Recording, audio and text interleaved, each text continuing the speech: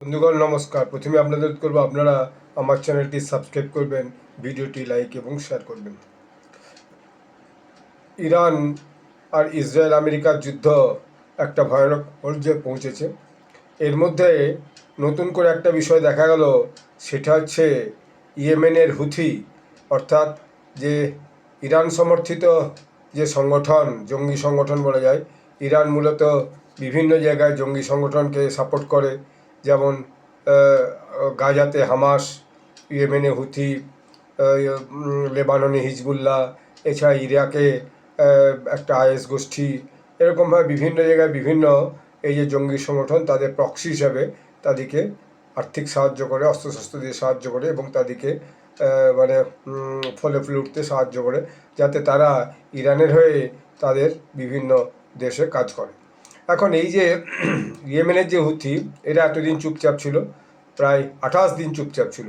28 দিন চুপচাপ থাকার পর হঠাৎ দেখা গেল তারা ইসরায়েলের উপর একটা হচ্ছে যে মিসাইল আক্রমণ করেছে।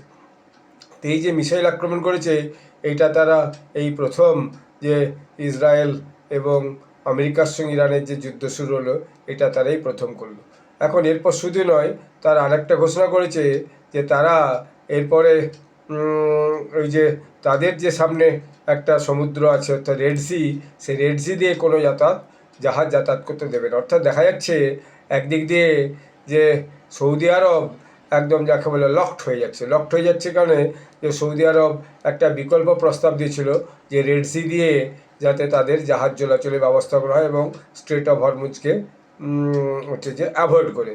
এটা আমি আগেই একটা ভিডিওতে ছোট বলেছিলাম যে সৌদি আরব এটা প্রস্তাবটা দিয়েছে বটে, কিন্তু সেখানেও ইয়েমেনের যে হুথি গোষ্ঠী আছে, তারা কিন্তু ওই যে রেড সি থেকে যেটা গালফ অফ অ্যাডেনে ঢুকছে, সেই রাস্তা কিন্তু তারা বন্ধ করতে পারে।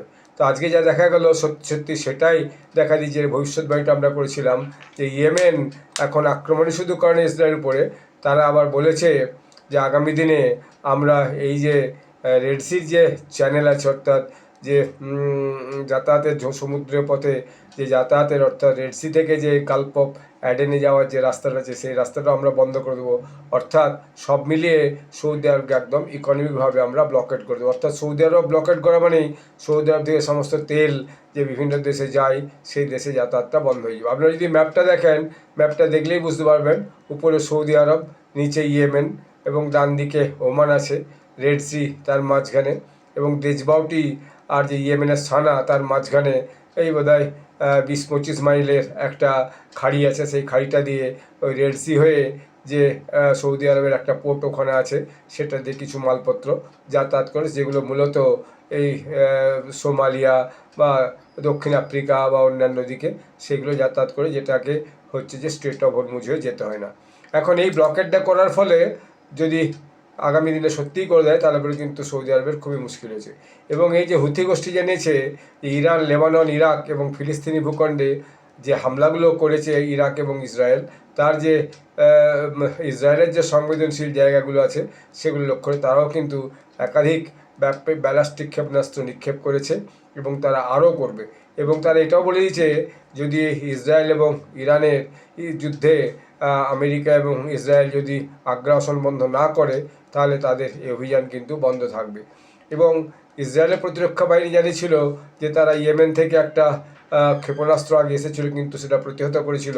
এখন দেখা যাচ্ছে না, সেটা কিন্তু ইসরায়েলের একদম জমিতে পড়েছে এবং বলা হচ্ছে যে সেটা সিভিলিয়ান এলাকাতে পড়েছে। যদিও তারা বলেছিল আমরা মিলিটারি স্কোয়াড্রনকে ধ্বংস করবো ইসরায়েলের, কিন্তু সিভিলিয়ান এলাকাতে পড়েছে। এবং বলা হচ্ছে সেখানে কি 100 জন মানুষ নিহত হয়েছে এবং বহু লোক নাকি সেখানে সাধারণ মানুষ হচ্ছে যে আহত হয়েছে এবং তারা সব হসপিটালে ভর্তি আছে। তো এরকম একটা অবস্থায় এই যুদ্ধটা আরও ধীরে ধীরে বহুমুখী হতে চলেছে এবং মনে হচ্ছে আগামী দিনে এই যুদ্ধের বিস্তার আরও বাড়তে থাকবে। এবং এরপর দেখা যাবে ইসরায়েল এবং আমেরিকাও ইয়েমেনের উপর বম বর্ষণ করবে, অর্থাৎ হুথিদের উপর বম বর্ষণ করবে। ফলে যুদ্ধটা আরও চতুর্মুখী হতে চলেছে। এবং এর মধ্যে রাশিয়ার প্রেসিডেন্ট ভ্লাদিমির পুতিন একটা সাংবাদিক সম্মেলন করে বলেছেন তার যে মতামতটা, এবং তিনি বরাবরই বলেছিলেন যে ইরানের যেমন কোনো পরমাণু চুল্লি, অর্থাৎ যার থেকে বিদ্যুৎ উৎপাদন এবং বিদ্যুৎ বিভিন্ন জায়গায় সরবরাহ করা, সেটা ধ্বংস না করা হয়, কিন্তু ইসরায়েল তা সত্ত্বেও সেরকম একটা পশ্চিম ইরানের একটা পরমাণু চুল্লি ধ্বংস করেছে, ফলে সেখানে ব্যাপকভাবে লোডশেডিং অর্থাৎ বিদ্যুতের ঘাটতি বসেছে। তাহলে এটাও ওটা নাকি পরমাণু চুল্লি নাকি রাশিয়ার সহায়তায় তৈরি করা হয়েছিল বলা হচ্ছে। তো তাহলে পরে সেখানেও দেখা যাচ্ছে রাশিয়াও অন্যভাবে এই যুদ্ধের মধ্যে ইনভলভ হয়ে গেছে। চীন অলরেডি তাদের পিছন থেকে তাদের যে ইন্টেলিজেন্স ইনপুট এবং বিভিন্ন অস্ত্রশস্ত্র এগুলো আবার চিপস ইত্যাদি সাপ্লাই করছে বলে আমি আগের ভিডিওতেও বলেছি। তার মানে এই যুদ্ধ আগামী দিনে আরও কতদিন যে চলবে কেউ এখন সেটা অনুমান করে বলতে পারছে না। ধন্যবাদ।